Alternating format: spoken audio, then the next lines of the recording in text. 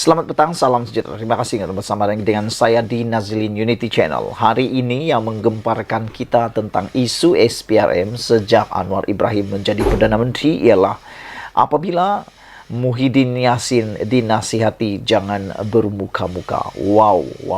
Apa cerita nih? Sebelum kita teruskan, sila tekan butang subscribe untuk mendapatkan isu-isu terkini dari channel ini dan tekan butang subscribe itu percuma. Baiklah.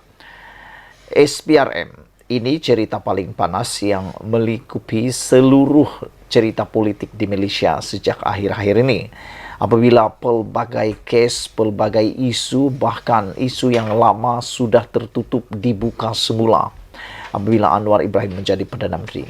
Bukankah itu sesuatu yang bagus dan memang menepati aspirasi Anwar Ibrahim apabila memerangi rasuah sampai ke akar umbi. Hari ini, lapor SPRM, kata Fahmi mengingatkan Muhyiddin jangan bermuka-muka. Menurut Fahmi, sesiapa sahaja boleh melaporkan kepada SPRM Suruhanjaya Pencegahan Rasuah sekiranya berlaku rasuah dalam mana-mana parti, kata ahli Parlimen Lembah Pantai Fahmi Fadzil. Bagaimanapun, Fahmi meminta ahli-ahli bersatu supaya mengingatkan Presiden mereka, Muhyiddin Yassin, agar tidak bersikap bermuka-muka dengan meminta SPRM menyiasat perbelanjaan PH dan BN pada PRU lalu. Sesiapa boleh lapor kepada SPRM, kata beliau. Tetapi saya ingin mengingatkan ahli-ahli bersatu bahawa mereka perlu mengingatkan presiden parti mereka supaya tidak bermuka-muka berhubung pendiriannya mengenai SPRM dan pembekuan akaun parti itu, kata beliau. Mungkin peringatan kepada mereka bahawa perlu mengingatkan presiden parti mereka apa itu adil, katanya kepada pemberita. Fahmi merujuk kenyataan yang pernah dikeluarkan Muhyiddin ketika menjadi Perdana Menteri yang mengatakan SPRM bebas daripada sebarang tekanan politik. Namun kini Muhyiddin dilihat mempersoalkan tindakan SPRM membekukan 2 akaun parti itu bagi membantu siasatan di bawah Akta Pencegahan Pengubahan Wang Haram dan Pencegahan Pembiayaan Keganasan. Dengan erti kata lain, Fahmi mengatakan bahawa kenapa dulu ada Muhyiddin kata SPRM adalah bebas daripada sebarang tekanan politik ketika beliau menjadi Perdana Menteri. Tetapi kini, mengapa Muhyiddin mengatakan pula dan mempersoalkan pula tindakan SPRM membekukan 2 akaun parti itu bagi membantu siasatan di bawah Akta Pencegahan Pengubahan Wang Haram dan Pencegahan Pembiayaan Keganasan? Itu yang menjadi persoalan yang harus diingatkan oleh Muhyiddin Yassin, kata Fahmi Fadzil. Pada 7 Februari lalu, seorang pemimpin bersatu daripada bahagian Puchong pula membuat laporan SPRM terhadap PH dan BN dengan mendakwa gabungan itu berbelanja mewah ketika pilihan raya umum ke-15 PRU 15. Ketika Bersatu Puchong, Ketua Bersatu Puchong Muhammad Syukur Mustafa, beliau berkata berdasarkan laporan media dan media sosial menunjukkan PH dan BN menggunakan banyak poster dan bendera ketika kempen mereka. Anwar Ibrahim juga menggunakan helikopter untuk bergerak sepanjang tempoh kempen, katanya selepas membuat laporan di Ibu Pejabat SPRM Putrajaya. PH tidak bincang letak SPRM di bawah Parlimen. Sementara itu, Fahmi yang juga Menteri Komunikasi Digital berkata, kerajaan masih tidak mengadakan sebarang perbincangan mengenai cadangan meletakkan SPRM di bawah bidang kuasa Parlimen, seperti yang dijanjikan Pakatan Harapan sejak PRU 14. Tidak ada sebarang perbincangan buat masa ini. Biar SPRM melakukan tugasannya, kata beliau. Dia berkata demikian ketika diminta mengulas kenyataan ahli Parlimen Pasir Gudang, Hassan Abdul Karim, yang meminta Perdana Menteri Anwar Ibrahim segera menunaikan janji Pakatan Harapan itu. Saya rasa ahli Parlimen Pasir Gudang adalah seseorang yang secara pribadi saya sangat hormati. Pandangan beliau sudah tentu parti akan mengambil kira, kata Fahmi. Tetapi buat masa ini, seperti sedia ada, SPRM harus terus menjalankan tugasnya, kata beliau. Hasan baru-baru ini dilaporkan berkata rakyat tidak akan mengambil serius ikrar PH sekiranya kerajaan perpaduan tidak menunaikan janjinya. Hasan mengingatkan bahawa Anwar sering bercakap mengenai takbir urus dan tata kelola kerajaan yang baik serta membenteras rasuah, ketirisan dan pecah amanah. Cakap-cakap itu tidak ada makna jika reformasi tidak dilakukan, kata Hasan Abdul Karim. Saudara, saya juga sangat setuju kalau SPRM ini diletakkan terus di bawah parlimen. Dengan ini, ianya akan lebih kelihatan telus, bebas dan tidak dapat digunakan oleh mana-mana pihak bagi menyerang mana-mana pihak yang lain.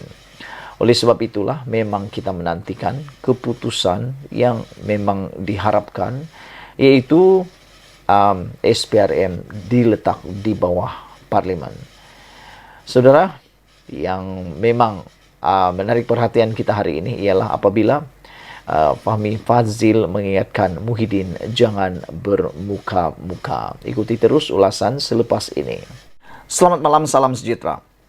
Beberapa jam selepas Azmin Ali mengumumkan secara rasmi beliau mahu berehat daripada dunia politik, saya sangkakan ramailah yang merajuk, ramailah yang merayu supaya Azmin Ali tidak meletakkan jawatan, tidak mengundur diri, tidak berehat daripada dunia politik.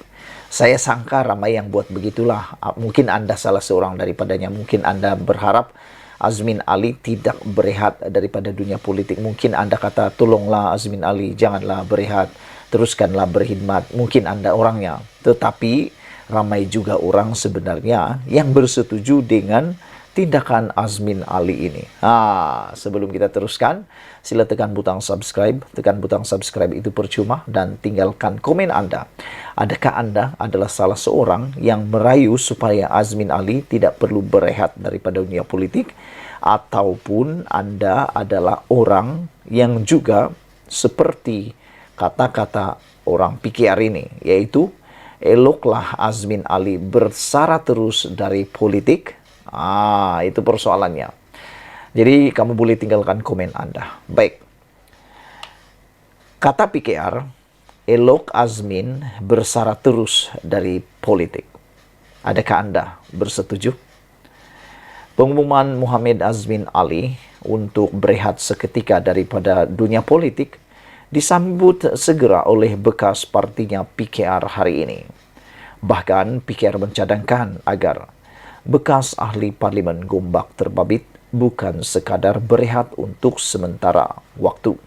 Sebaliknya, bersara terus daripada politik. Timbalan Ketua Penerangan PKR Razif Rakimin berkata, sarana itu dianggap wajar kerana kredibiliti Azmin kini telah rosak ekoran pelbagai isu yang membayanginya sebelum ini. Saya ingin menasihati Azmin, jika ingin berehat, maka berehatlah daripada berpolitik untuk selama-lamanya. Memandangkan kredibiliti dia telah rosak, kata beliau. Tidak mungkin lagi rakyat akan memberikan kepercayaan kepada pengkhianat seperti Azmin, walau berkali-kali dia melakukan riset politik, katanya dalam kenyataan hari ini.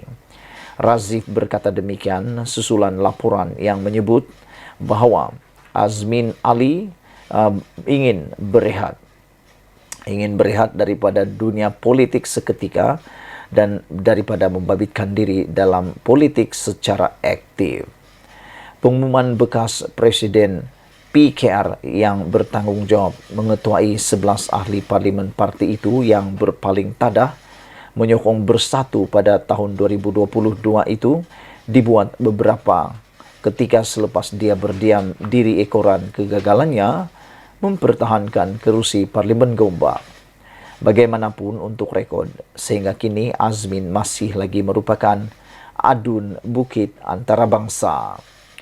Hasrat Azmin itu dibuat melalui ciapan di Twitter semalam. Menurut bekas Menteri Kanan kepada Kerajaan PN berkenan, dia bagaimanapun bertekad untuk terus berkhidmat kepada negara dan rakyat. Menjadi persoalan pada malam ini ialah adakah Azmin Ali turut tidak akan bertanding pada PRN Selangor tidak lama lagi. Kerana Dengan pengunduran diri Azmin Ali ini, mungkin Azmin Ali akan memberi ruang baru kepada orang. Adakah KJ yang akan menggantikan Azmin Ali di adun Bukit Antarabangsa ini?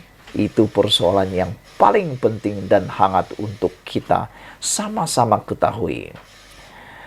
Menurut Razif, tindakan diambil Azmin itu juga menunjukkan ahli politik terbabit tidak bertanggung jawab karena dia masih seorang adun yang mewakili rakyat di kawasan Bukit Antarabangsa. Saya yakin walaupun Azmin berehat dan tidak berkhidmat kepada kerajaan atau rakyat, dia masih menerima allowance sebagai adun. Sebagai seorang wakil rakyat, keputusan untuk berehat hanya boleh dibuat bersekali dengan keputusan untuk tidak bertanding dalam pilihan raya akan datang. Selagi masih menjadi wakil rakyat adalah menjadi kewajiban untuk Azmin terus berkhidmat kepada pengundi sehingga habis penggal, katanya lagi. Razif juga menganggap apa yang berlaku ke atas Azmin itu adalah pembalasan atas langkah politiknya sebelum ini. Saya ingin memberitahu Azmin apa yang dilalui hari ini ialah kerana khianat yang dilakukan kepada PKR, PH dan rakyat yang memberikan amanah kepadanya selaku wakil rakyat Gombak, katanya lagi. Sekian dulu untuk kali ini. Jangan lupa tinggalkan komen Anda. Ikuti terus ulasan selepas ini.